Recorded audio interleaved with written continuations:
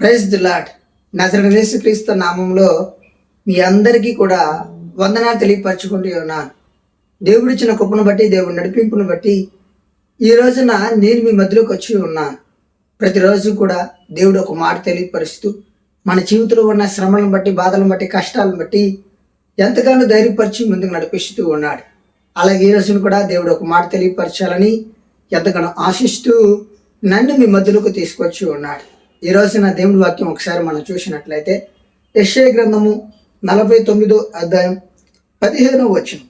స్త్రీ తన గర్భమును పుట్టిన బిడ్డను కరుణింపకుండా తన చంటి పిల్లను మరుచునా, వారైనా మరుచుదురు కానీ నేను నిన్ను మరువను. ఈ లోకంలో మనల్ని కన్న తల్లిదండ్రులు మన గురించి ఎంతగానో ఆలోచిస్తూ ఉంటారు, మన గురించి ఎంతగానో సంతోషిస్తూ ఉంటారు. మనము ఈ లోకంలో పుట్టి ఉన్నప్పుడు వాళ్ళు మన పట్ల ఎన్నో ఆలోచిస్తూ ఉంటారు. మనల్ని ఎంతగానో మంచిగా పెంచాలని, మనల్ని రాబోయే రోజులు గొప్పగా నిలబెట్టాలని, మనం గొప్పగా ఆశీర్వదించబడాలని, మనం ఒక వయసు వచ్చే టయానికి మంచిగా సక్సెస్ అయ్యి వాళ్ళ జీవితంలో వాళ్ళు పడిన ఇబ్బందులు, కష్టాలు మనం పడకూడదని మన గురించి ఎంతగానో ఆలోచిస్తూ, మనల్ని ఎంతగానో ప్రేమించి, మనల్ని ఎంతగానో జాగ్రత్త తీసుకుంటూ ఉంటారు మన గురించి. అలాగే ఈ లోకంలో మన తల్లిదండ్రుల మాట మనం వినకుండా, మన తల్లిదండ్రులు చెప్పే ఆలోచనలు మనం గ్రహించకుండా, మన సొంత ఆలోచనలు, మన సొంత తలంపులతో వెళ్ళిపోతూ ఉన్నప్పుడు మనల్ని ఎంతగా ప్రేమిస్తారో, మన గురించి ఎంతగా ఆలోచిస్తూ ఉంటారో, అలాంటి తల్లిదండ్రులు కూడా మనల్ని ఒక్కొక్కసారి మన మీద కోపపడతారు. మనల్ని ఒక్కొక్కసారి నా మాట వింటలేదు వీడు అని ఒక్కొక్కసారి మనల్ని వదిలేసి కూడా ఉంటారు. ఎంతైతే మనల్ని ప్రేమిస్తారో అట్లాగే మనం ఒక్కొక్కసారి వాళ్ళ మాట వినకపోతే, వాళ్ళకి మనం ఉపయోగపడకపోతే మనల్ని ఒక్కొక్కసారి వదిలేస్తారు, ఒక్కొక్కసారి మనల్ని తిడతారు, మనల్ని కొడతారు కూడా. అలాగే ఈ లోకంలో దేవుని యందు భయభక్తులు కలిగి, దేవుని యందు విశ్వసించిన బిడ్డలకు వారైనా మరచుదురు కానీ నేను మరవను అని ఈ రోజున దేవుడు మనందరితో కూడా మాట్లాడుతూ ఉన్నాడు. నా సహోదరి, నా సహోదరుడా, ఈ లోకంలో మనం ఇలాంటి పరిస్థితిలో ఉన్నా, ఏ స్థితిలో మనం నలిగిపోతూ ఉన్నా, ఏ జీవితంలో మనం బంధించబడి ఉన్నా కూడా దేవుని యందు భయభక్తులు కలిగి, దేవుని యందు ప్రేమ కలిగి ఉండగలిగితే దేవుడు మనల్ని ఎప్పుడు కూడా మనల్ని లేవనెత్తి, మనల్ని ఎప్పుడు కూడా మనల్ని ఆశీర్వదించి, మనల్ని ఎప్పుడు కూడా మనం ఈ లోకంలో ఏదైనా ఒక ఆశ, కోరికతో కలిగి ఉంటే దేవుడి దగ్గరికి వచ్చి మనం చెప్పగలిగితే దేవుడు మనకి సహాయం చేస్తాడు. దేవుడు మనం వెళ్ళే ప్రతి ఒక్క పనిలో కూడా మనకి ధైర్యపరిచి ముందుకు నడిపిస్తూ ఉంటాడు. దేవుడి చిత్తంలో అది ఉంటే అది కాదు ఇంకోటి చేయని కూడా మనకి చెప్తూ ఉంటాడు. కానీ తల్లిదండ్రులు వాళ్ళకి నచ్చంది, వాళ్ళకి ఇష్టం లేదు మనం చేస్తూ ఉంటే మనల్ని కోప్పడతారు, మనల్ని హింసిస్తూ ఉంటారు, మనల్ని ఇబ్బంది పెడుతూ ఉంటారు. కానీ దేవుడు మనకి అడ్డగించాడు. దేవుడు ఎందుకంటే మీకు ఏమి కావాలో అది అడుగుడి, మీకు అనుగ్రహింపబడునని మాట్లాడుతూ ఉంటాడు కొన్ని విషయాలు. అట్లాగే ఈ లోకంలో దేవుడు మన ఆలోచనలు, మన కోరికను, మన సంతోషాన్ని ఏ రోజు కూడా దేవుడు కాదనే వ్యక్తి కాదు.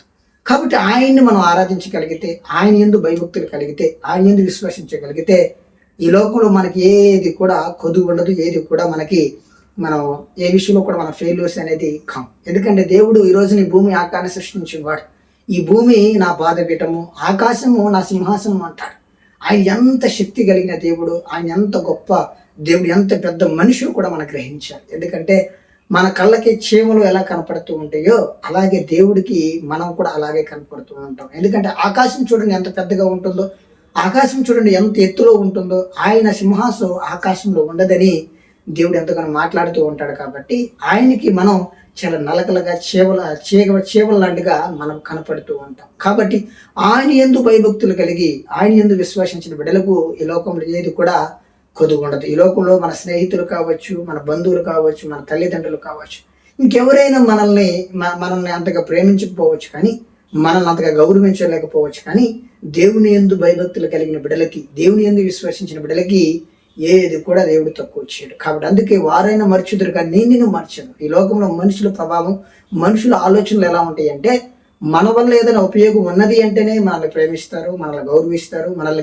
విలువ ఇస్తారు. ఈ లోకంలో మన తల్లిదండ్రులు కావచ్చు, మన స్నేహితులు కావచ్చు, మన బంధువులు ఉన్న ప్రతి ఒక్క మనిషి కావచ్చు, మన వల్ల ఏదైనా ఉపయోగం ఉన్నది అంటేనే ఈ లోకంలో మనుషులు మనల్ని గౌరవించి ప్రేమిస్తూ ఉంటారు. నువ్వు ఏ పరిస్థితిలో ఉన్నా, ఏ స్థితిలో ఉన్నా కూడా ఆయన నిన్ను ప్రేమిస్తాడు. ఎందుకంటే ఆయన అంటాడు, నువ్వు నా ఆజ్ఞను గైకోను, నా యందు భయభక్తులు కలిగి ఉండు, ఈ లోకంలో నీకు ఏది కావాలో అది అడుగు, నేను నీకు సహాయం చేస్తానని ఎన్నో విషయాల్లో కొత్త నిబంధనలు యేసుక్రీస్తు కూడా మాట్లాడుతూ ఉంటాడు. కాబట్టి ఈ విషయాలు మనం గ్రహించి ఈ లోకంలో మనుషుల మీద ఆధారపడకుండా, ఈ లోకంలో మన ఆలోచనలు, మన జ్ఞానం మీద ఆలోచించకుండా దేవుడి మీద మనం ఆధారపడగలిగితే, దేవుడి మీద మనం విశ్వసించగలిగితే, దేవుడు ప్రతి ఒక్క విషయాన్ని కూడా మనకు సహాయం చేయగలుగుతాడు. ప్రతి విషయంలో కూడా మనల్ని ఎంతగానో సంతోషపరిచే విధంగా నిలబెట్టగలుగుతాడు. కాబట్టి నా సహోదరి, నా సహోదరుడా, ప్రతి విషయంలో, ప్రతి ఆలోచనలో కూడా, మరి ఈ లోకంలో మనం చేసే ప్రతి ఆలోచనలో కూడా దేవుని ముందు పెట్టి, దేవుని మీద ఆధారపడి, దేవుని సహాయాన్ని పొందుకొని, దేవుడి చిత్తాన్ని ఎరిగి మనం ముందుకు వెళ్ళాలి. ఎందుకంటే దేవుడు మన పరిస్థితిని మార్చగలుగుతాడు. దేవుడు ఒక్కడే మనకు సహాయకుడు. దేవుడు ఒక్కడే మన జీవితాన్ని మార్చి సుమరంగా నిలబెట్టగలిగిన దేవుడు. కాబట్టి ఈ మాటను మనం గ్రహించి, ఈ వాక్యాన్ని బట్టి మనం కూడా జ్ఞానం కలిగి, దేవుని యందు భయభక్తులు కలిగి, ప్రేమ కలిగి ఉండాలని ఈ రోజున దేవుడు నీకు నాకు తెలియపరుస్తూ ఉన్నాడు. కాబట్టి ఈ మాటను బట్టి, దేవుడు మనతో మాట్లాడిన ఈ వాక్యాన్ని బట్టి దేవునికి కృతజ్ఞత తెలియపరుచుకుని ఒక చిన్న ప్రార్థన చేసుకున్నాం. ప్రేమ కలిగిన తండ్రి, దయ కలిగిన యేసయ్య, నీ కొందనాలు, శుతులు, స్తోత్రాలు ప్రభా. బ్రతుకో తండ్రి, మమ్మల్ని కన్నా తల్లిదండ్రులు మమ్మల్ని మరిచినా కూడా తండ్రి, నువ్వు మమ్మల్ని మరవను అని ఎంతకన్నా తండ్రి, ఈ వాక్యం ద్వారా మాతో మాట్లాడిన మాటను బట్టి, ఈ రోజున మాట్లాడిన ఈ సందేశాన్ని బట్టి కూడా మరి నీ కొందనాలు, శుతులు, స్తోత్రాలు తెలియపరచుకుంటూ ఉన్నాను ప్రభా. బ్రతుకో తండ్రి, ఈ వీడియో చూస్తున్న నా సహోదరి, నా సహోదరులు కూడా తండ్రి, ఇంకెవరైతే తండ్రి నేను వాళ్ళ కుటుంబంలో వాళ్ళ తల్లిదండ్రులు కావచ్చు, వాళ్ళ బంధువులు కావచ్చు, వాళ్ళ స్నేహితులు కావచ్చు తండ్రి, ఇంకెవరైతే తండ్రి నన్ను వాళ్ళకి విలువ లేకుండా తండ్రి వాళ్ళు జీవితాన్ని జీవిస్తూ లోకంలో తండ్రి మనుషులందరూ కూడా తృణీకరింపబడి ఎంతో బాధల్లో, కష్టాల్లో, వేదనలో తండ్రి ఈ లోకంలో మరి సాతాను చేతులు పడిపోయి బంధించబడి ఎన్నో శ్రమలలో, ఎన్నో ఇబ్బందులు నలిగిపోతున్న బిడ్డను కూడా తండ్రి బ్రతుకు తండ్రి, ప్రతి ఒక్కరు కూడా జ్ఞాపకం తెచ్చుకుని వాళ్ళు కూడా తండ్రి నీ యందు భయభక్తులు కలిగి, ప్రేమ కలిగి బ్రతుకో తండ్రి, వాళ్ళు కూడా తండ్రి నీ శక్తిని పొందుకుని బిడలుగా బ్రతుకో తండ్రి. ఈ రోజు వరకు, ఈ సెకండ్ వరకు తండ్రి నీ ప్రేమను గ్రహించలేని స్థితిలో ఎవరైనా కలిగి ఉన్నారేమో ప్రభా, వాళ్ళు కూడా తండ్రి జ్ఞానం కలిగి గ్రహించే బిడలుగా ఈ మాటను బట్టి తండ్రి, ఈ వాక్యాన్ని బట్టి తండ్రి వాళ్ళు కూడా విశ్వసించి నీ యందు భయభక్తులు కలిగి, నీ యందు ప్రేమ కలిగి బిడలుగా అభిషేకించి నడిపించి సహాయం చేయమని నేను కోరుకుని ఉన్నాను. నీ చిత్తం అయితే ప్రభా, రాబోయే రోజుల్లో ప్రతి ఒక్కరు కూడా తండ్రి నీ బలాన్ని పొందుకుని, నీ శక్తిని పొందుకుని, వాళ్ళ జీవితంలో ఉన్న ప్రతి ఒక్క బంధకం నుంచి తండ్రి విడుదల పొందుకునే బిడ్డలుగా అభిషేకించి నడిపించి సహాయం చేయమని నేను కోరుకున్నాను. బ్రతుకో తండ్రి, ప్రతిరోజు కూడా ఈ వాక్యం ప్రతిరోజు కూడా తండ్రి ఒక మాట తెలియపరుస్తూ మమ్మల్ని ఎంతగానో ధైర్యపరుస్తూ ఈ లోకంలో ఎలా బ్రతకాలో, ఎలా జీవించాలో, ఎలాగా నిన్ను అద్దుకుని జీవితాన్ని జీవించాలో కూడా తండ్రి ప్రతిరోజు కూడా ఒక మాట తెలియపరుస్తూ మమ్మల్ని ఎంతగానో ధైర్యపరుస్తున్న దాన్ని బట్టి కూడా నీ కొందనాలు, స్తుతులు, స్తోత్రాలు ప్రభా. బ్రతుకో తండ్రి, ఈ వీడియో చూస్తున్న నా సహోదరి, నా సహోదరులు కూడా బ్రతుకో తండ్రి, ఈ మాటను బట్టి, ఈ వాక్యాన్ని బట్టి తండ్రి వాళ్ళు ఇంకేమైనా తండ్రి లోకంలో పడిపోయి ఉంటే, ఇంకేమైనా తండ్రి నేను మరి విషయంలో తండ్రి నలిగిపోతూ ఉంటే ప్రభు వాళ్ళు కూడా జ్ఞానం కలిగి గ్రహించి బ్రతుకు తండ్రి నీ యందు భయభక్తులు కలిగి నిన్ను అద్దుకుని జీవించే బిడలుగా అభిషేకించి నడిపించి సహాయం చేయమని కోరుకుని ఉన్నాను.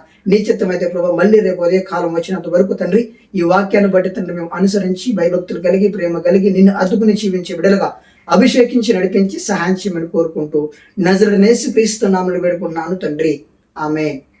కాబట్టి ఈ మాటను బట్టి మనం ఎంతగానో సంతోషిద్దాం. ఎందుకంటే దేవుడు మనల్ని మరవను అని మాట్లాడుతూ ఉన్నాడు. కాబట్టి దేవుడు ఒక్కడు మనకు తోడుగా ఉండగా మనం భయపడాల్సిన అవసరం లేదు. కాబట్టి నా సహోదరి, నా సహోదరుడా, ఈ విషయాన్ని బట్టి మనం ఎంతగానో సంతోషిద్దాం. ఎందుకంటే దేవుడు మనతో ఉంటానని మాట్లాడుతూ ఉన్నాడు.